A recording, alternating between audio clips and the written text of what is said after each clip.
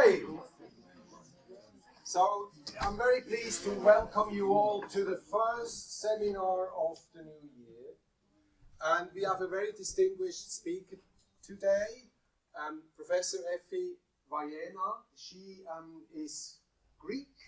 She did her undergraduate training in Greece and then did postdocs in the US at Harvard and the University of Minnesota in Minneapolis, and also had an SNF professorial fellowship, which she did at the University of Zurich, at our sister institute, the Epidemiology, Biostatistics and Prevention. And Prevention Institute, the Epi Institute. I always have problems with that. Sorry.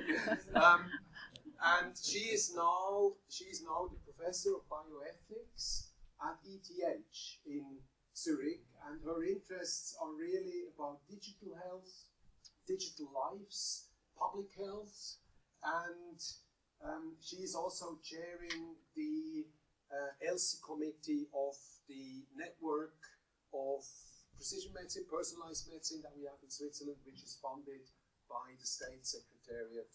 And I'm really looking forward to hearing about digital health ethics. Very good. Well, thank you very much, Matthias. It's a pleasure to be here. I am very fond of this institute. Lots of fantastic people. I've also, one thing, once you get older, you are in a position to tell stories, which is probably the only one thing about getting older. So I remember one of my affinities to this institution is your colleague here, Nicola Lowe, because when I started my career at WHO, here's Nicola. When I started my career at WHO, I remember in WHO we used to invite experts to talk about different things and give us guidance. And the experts were of various degrees of caliber. And then I remember vividly one of these meetings, I was sitting on the sidelines and you were there, you know, giving your talk and your review and answering these questions. And I did feel like, okay, I want to become like her. So I am on it, but not very far. I even shared for a while the same German teacher, which was a phenomenal disaster in my case. It certainly didn't work out. But anyway. Success for Frau Blatt, because she's hours every week. But in case of Nicholas, it's been better. So I'm very happy to be here, and thanks for the invitation. What I will talk to you about, it's a bit about digital health, and at least how I understand it, and then the questions, the ethical questions around digital health. Now, in an intelligent group like yours, I don't have to tell you the easy ethical questions because you know them yourselves. What I will try to do is to explain, at least in my view, where these questions of ethics are coming from, what are the new tensions that maybe we're experiencing, and then also speak about two examples of where I think that we might have potential opportunities for ethical development. So bear with me through that. I'll go through different points. Just as starters, digital health is this term that when I started becoming interested into the topic, I thought, okay, let's see how is this defined. And there are two definitions here. One is from the FDA, and you can see the first one is fairly broad. It's more of a list of things that we would lump under digital health. Mobile health, health information technology, wearables, telemedicine, personalized medicine. This is pretty much everything. Next definition comes from somebody who tried to defend this concept of digital medicine and digital health in a paper a couple of years ago. And in his definition, there's more of a conceptual description, not just, you know, tick the box what pieces we put under, but conceptually what is this supposed to be. And as you can see here, the change that he's describing is very much related to this idea that if we're able to get out of the patient a lot of information and we get them first as data, which probably we can then out of the data will create the information, in clinical care and in discovery, so it's a mix of those two things, what will change is the way we actually do medicine, because we will move forward, we'll define wellness and how we get to disease, instead of, as he claims at least in traditional medicine, we go from disease to death. Now, you might have a different opinion about this as prevention and epidemiologists and prevention specialists, but at least what is in the background of these developments is this kind of shift. Now we have, of course, around those two definitions, a lot of hype.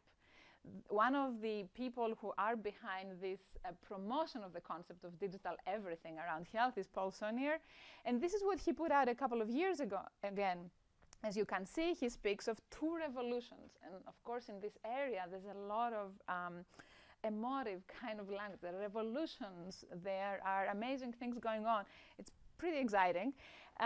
And look at this. So what's going to happen is a convergence, let's say, of a lot of different kinds of technologies, wireless, connectivity, networking, etc. There's quite a bit of genomics going on. And the idea is that by 2020, which is coming up, but I don't think this has happened yet, we will have the results coming across the board from prevention to in prediction, in management, and diagnosis of a disease. So this is something very appealing, or it has become very appealing, and markets are following this quite closely as well. As you can see, we have a lot of growth in those mobile health devices. And we have all sorts of different things that, again, that's from a Nature, my reference has fallen off, but it's from a Nature Biotech paper that was trying to show how much is going on in this digital kind of health domain. All of the new wearables, they were new in 2016-15, they're not new, and there are more that are going on. All of them, again, trying to capture data and feed them into this model that Paul Saunier was describing, where they will converge and we will get to the results. At the conceptual level, something else is happening. So that's more of the previous one. It's you know, how business is aggregating around this area.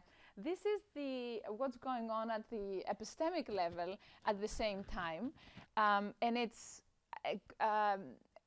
closer to precision medicine. Again, precision medicine and digital health seem to populate overlapping space, and increasingly so. So in this one, what we're seeing is a description about how, again, precision medicine is going to be. And precision medicine, again, is going to be moving away from this individual data analysis that we have in disciplines to an aggregated sort of knowledge networks that will give us what we want, the answer to our questions. And this idea that we would have knowledge networks that up until now, they were telling us a story, but if we collapse them and analyze them in their totality, they will tell us this story we want to hear, is again something we are, it's quite a popular and prevalent theme in these discussions. In the heart of all of those things are these data points. And I like this animation because I think this is how I imagine data points. And it has come to mean actually to not only to the scientific world, in the popular media and elsewhere. That's from the Wired magazine, again in 2016, the promise that everything is in data and data will deliver what we so much want. For example, the cure to cancer. This captivates and captures the imagination of pretty much everyone across the board, from lay people to scientists to funders and to industry. So I think if I were to describe the features of digital health, I would say that the major one is that it is data rich. It is a lot about data, but there are two more things that are going on. There is a sense in which we have this convergence of the digital and the biomedical, very much populating the same space, trying to answer the questions from different directions. This is the one. And the third one, and this is not comprehensive, it's just three that I think are relevant, at least in my analysis. It is in some ways this kind of digital health distributed as far as the recipients are concerned and the role they're going to play, but also as far as the distributors are concerned. So who is distributing health at this point?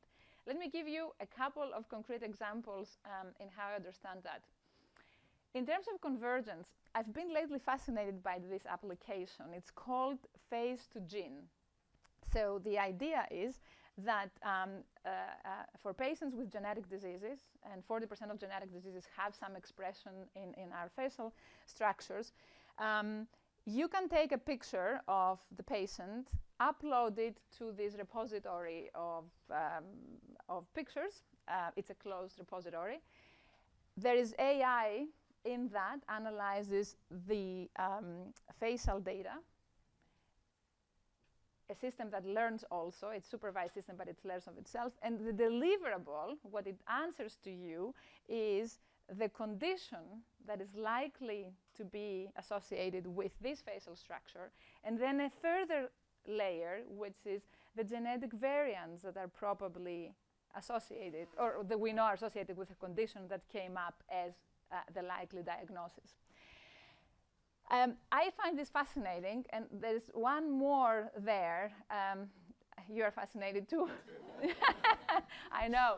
Like, okay, so maybe to shock you further, the person who developed that one, or the founder of the company, that is a company, right, is the one who developed the tagging technology for Facebook.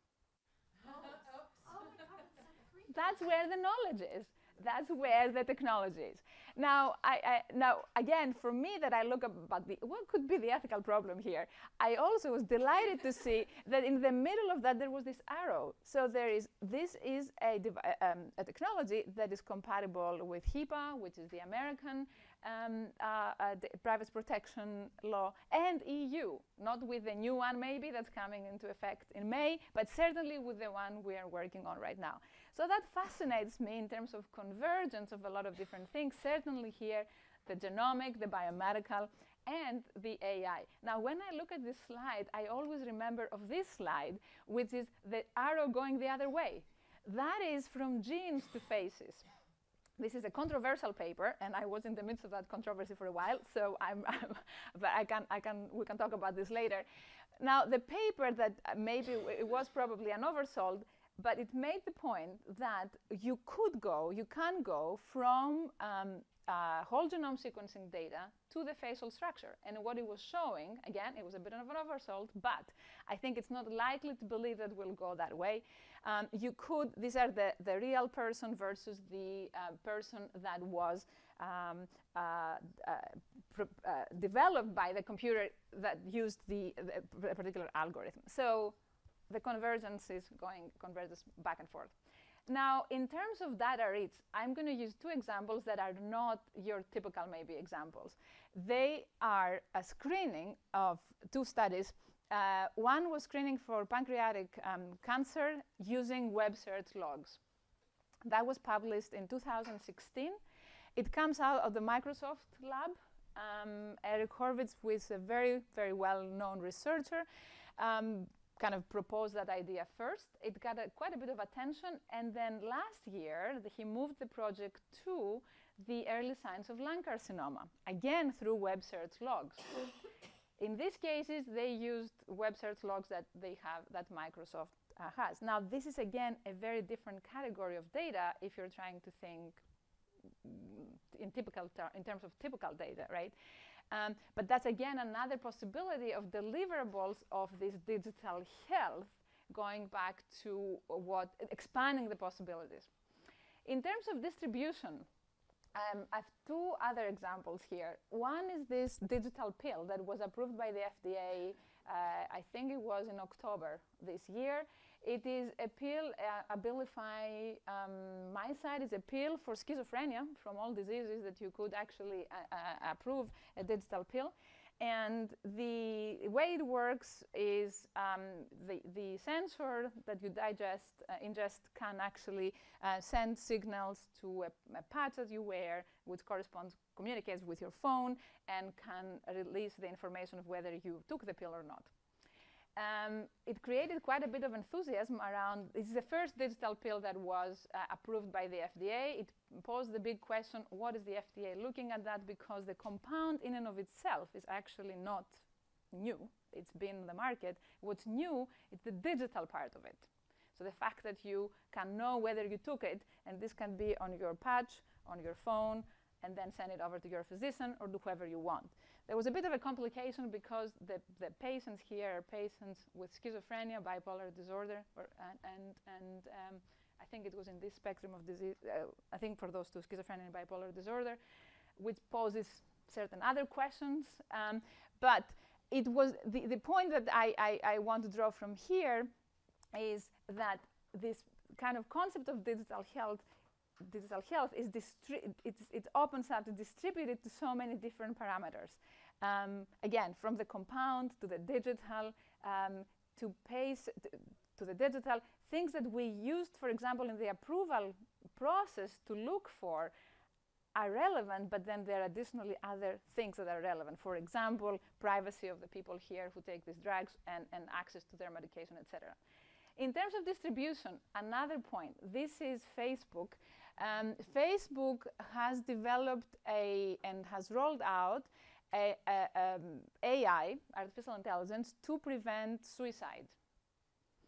Now, Facebook had a lot of problems lately, and suicide was actually amongst the problems it had, because people would kill themselves online and stream it live.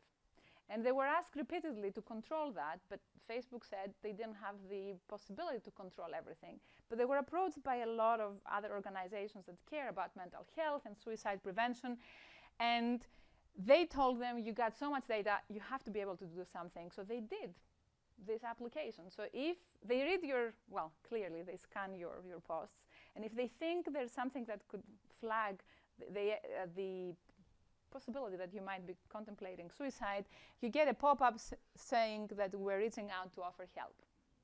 And it doesn't say it's the AI, it says it's we. So according to a number of studies, they cite if somebody receives some sort of message or connects to somebody just before commencing this process, maybe there is a reverse of the outcome. So that's what Facebook is rolling out, but not in Europe, because this is not compatible with GDPR, the General Data Protection Regulation.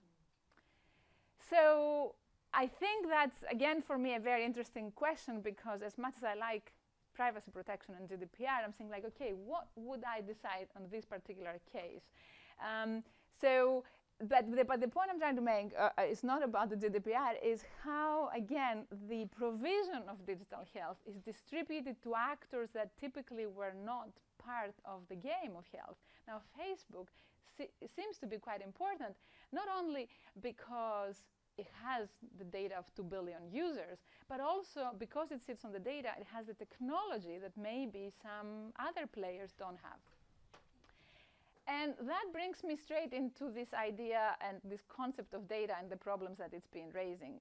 So what I'll do next, I'll speak a little bit of how the central role of data changes quite a lot, or intervenes with a lot of our thinking about certain things, and how it poses new kinds of tensions. So with a couple of colleagues, we tried to work on to try to understand what we mean, for example, when we speak of health data.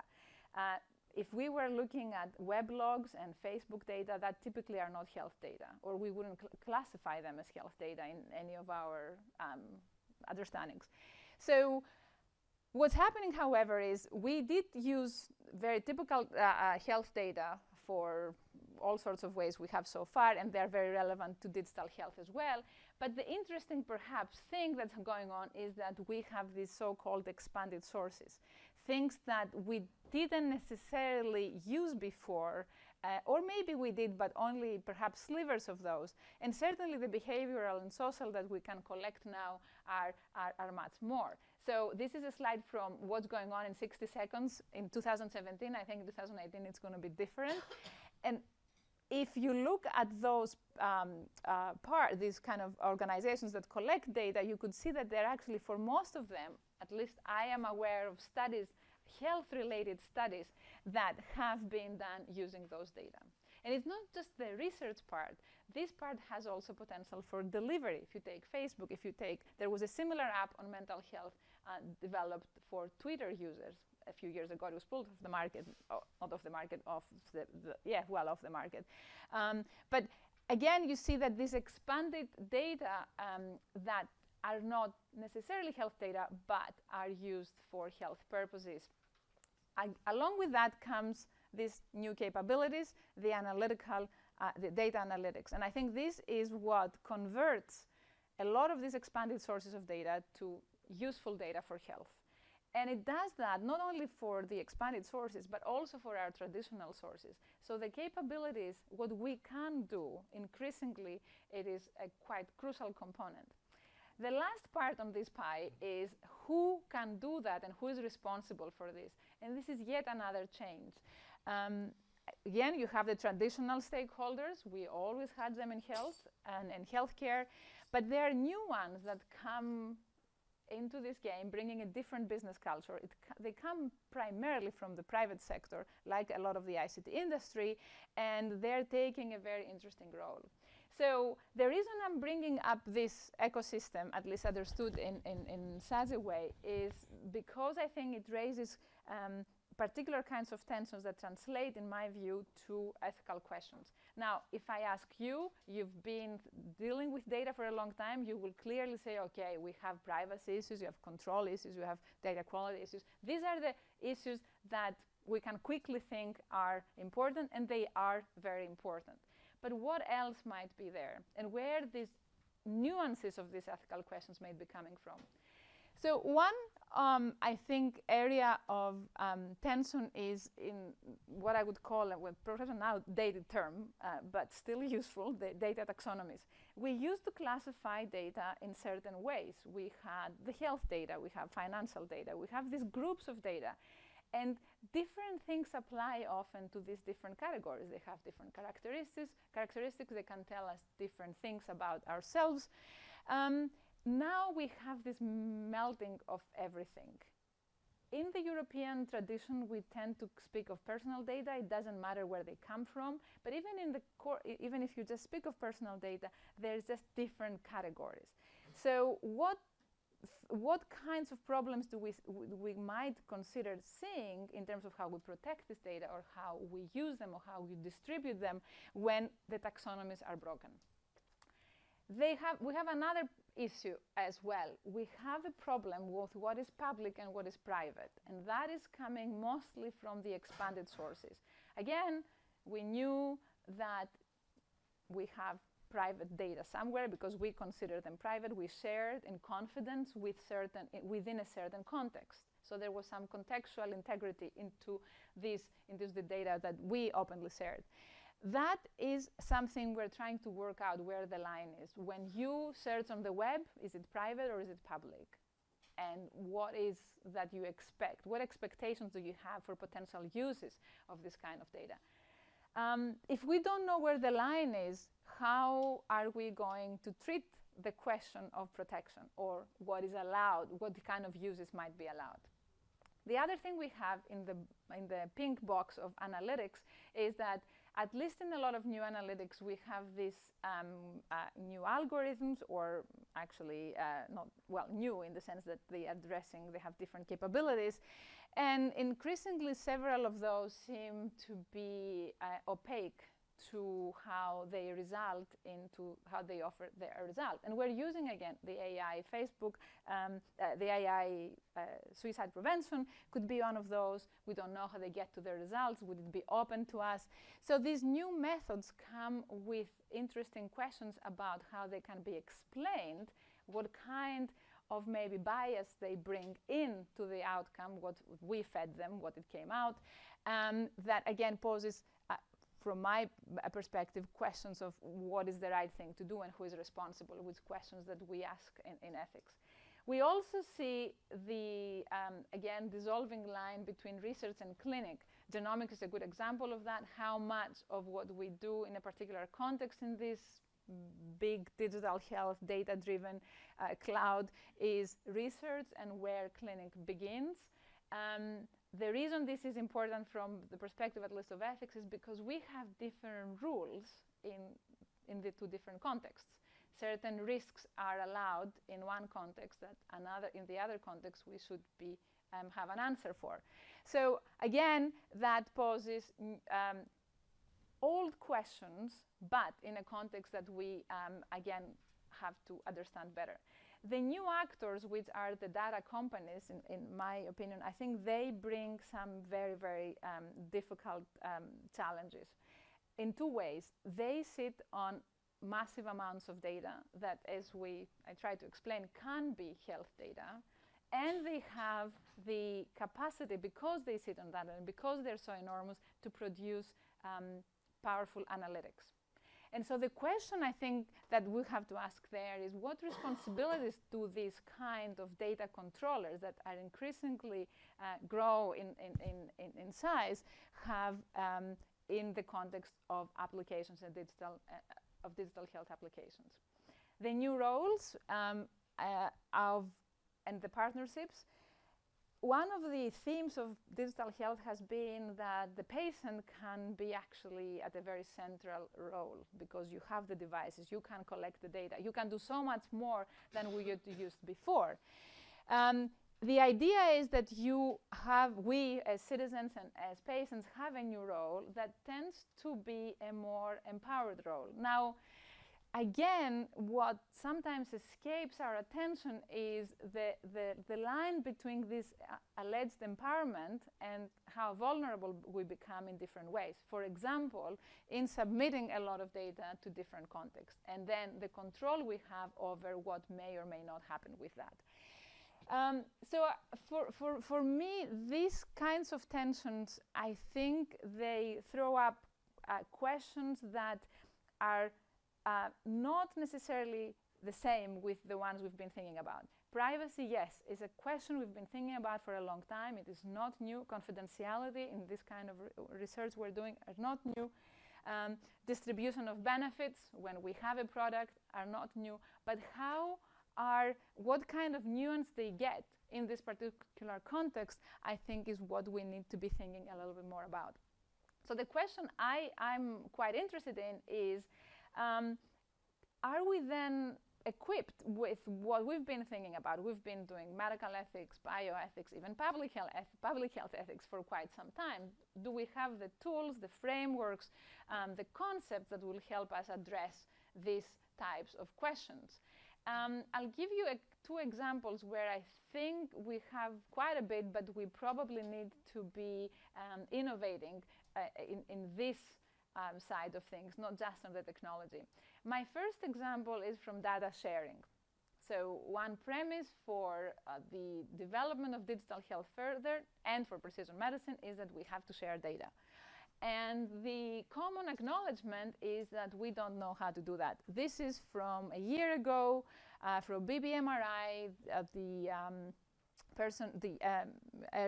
Jan-Erik Litton, who was at the time the president of this organization of biobanks. And his call here was that we need to figure out our data sharing rules.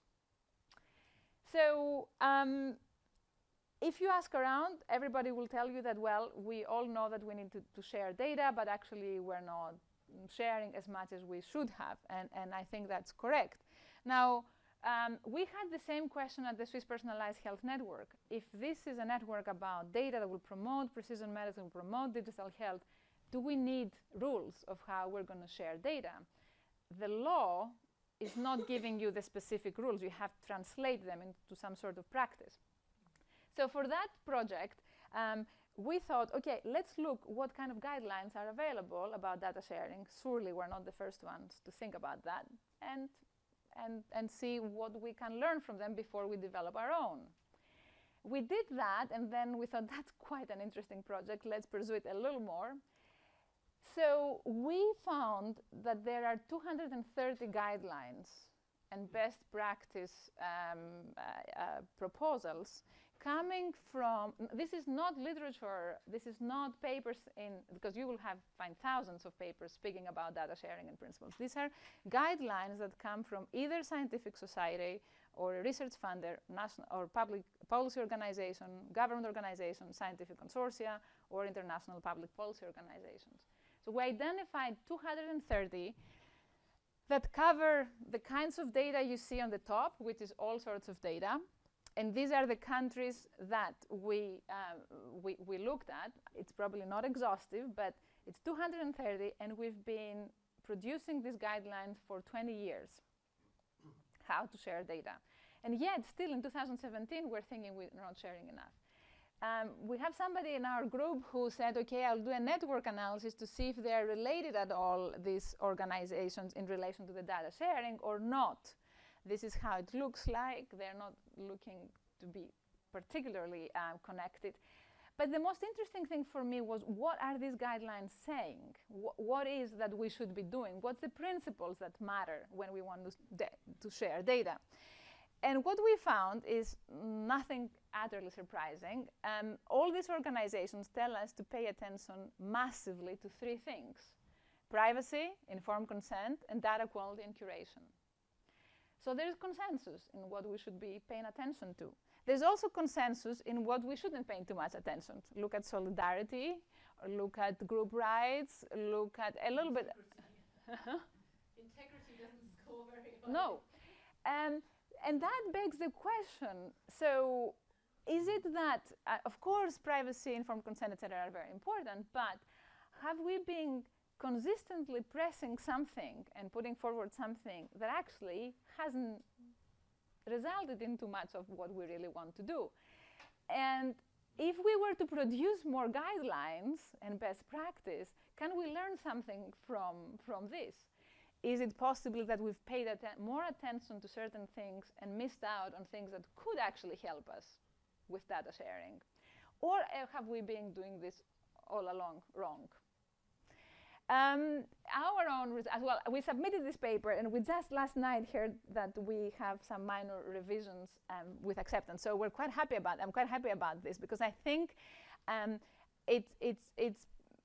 it's something, when everybody's trying to develop ethical guidelines for data sharing, we need to step back and see, is this what we need, or where should the focus of our guidelines be? Because if we write yet another guideline about informed consent, I don't think it's going to work. So we have to do something else. But perhaps that one is not, and learn from that. Which is my point about needing to think a little bit beyond our comfort zone. This has been comfortable. If we do it for 20 years, and it's OECD, WHO, the MRC, everybody says the same, well, we all agree on something that's not going to happen. Another form, so that is what I believe should drive a little bit our thinking a little more critically about how to proceed ethically in this world. There are some interests also from the regulators, and I will just briefly show you a new right that has come into the General Data Protection Regulation. That is not about ethics, it's about law, but still I think quite relevant here. So the General Data Protection Regulation introduced what they call a data portability right. In Switzerland, we don't have this one in the revision, but the idea is that you, as a user who provides data to, who gives raw data to a provider because you are tracked, because you are part of a service, has a right now to receive all this personal data concerning you, or him or her, in a form and transmit it to another data controller. Now, it's interesting to see how this is going to play out, and we don't know because this is going to happen in May. But can you imagine that you are able to move all these data sets that, remember in this pie, they are relevant for your health, and you're the one who can move them around and put them in different places? That could potentially change a bit of how we're doing this business of data sharing. If as an individual, you start being able to do that. So far, you can't. If you ask Facebook to give your data, for example, they're not going to give them to you. If you ask other companies, they won't. The hospital will give them to you, because here in Switzerland, you should do that. Not in every European country you had this kind of right. So that's, again, another, in my view, this is an interesting conceptual shift. It puts more, it gives, in theory, some more control to the individuals, and they maybe potentially have a role to play in this big business of sharing and access. My second point, and that's my last point, is example rather, is another thing that's been struggling with in standard biomedical ethics, and I think it's very interesting here in digital health ethics, which is the ethical oversight. So what we know is that if we have any research project or develop a technology, we have some body that looks at the ethics, typically your ethics review committee or the cantonal one. That committee, again, typically looks at informed consent. And you remember that informed consent was the #1 thing you have also in the guidelines. We know one more thing, which is that informed consent is not working. This is from the recently awarded with a fake news prize New York Times. It was last year. And it was a very sad, actually, article to read. It spoke of the farce of informed consent. And if you read the article, which is pretty sad, is that people actually, we give them these 25 pages, but they don't know what we told them. In the online world, this is even worse. From a less, so the New England Journal of Medicine had a paper, and it has not been awarded any fake news award from President Trump yet, but it did something else with informed consent. It compared the challenges of informed consent between traditional paper methods and electronic methods, because in the digital health context, you will want to do electronic consent, not paper consent for your app or for your other method. And the results here were not utterly enthusiastic towards one or the other direction. There's some pros and some cons. So it wasn't that, okay, yes, we have the electronic consent or the sort of online consent, and that would solve our problems. So we are in a situation where the consent that we so badly believe in, and I think it's very important, it doesn't seem to be working extremely well. And it's not going to work as well in the digital context. Why should it work better there than it worked in the analog context? So one thought we're trying to pursue, if we are in a situation with tons of data that are useful for digital health, and we have consent that it's probably not doing all the job, all the work we wanted it to do, what are we going to do? And the suggestion we're trying to work on is whether we need to try and think of oversight a little bit differently than what we do at the moment.